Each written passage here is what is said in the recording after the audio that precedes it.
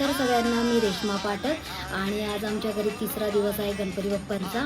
आज आमच्या झाडाला परत 2 फुलं आली होती जास्वंदीची, तर इथे तुम्ही बघू शकता मस्त आहे की। आणि इकडे एक व्हाईट कलरचं आहे।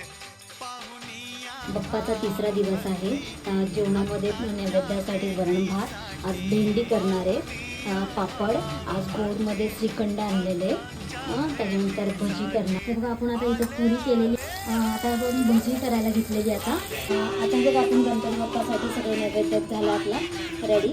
आपण पुरी केलेली आहे, श्रीखंड आणलं होतं, वरण भाताचं, त्याच्यानंतर भेंडीची भाजी आहे, त्याच्यानंतर भजी केली आणि पापड आपण केले।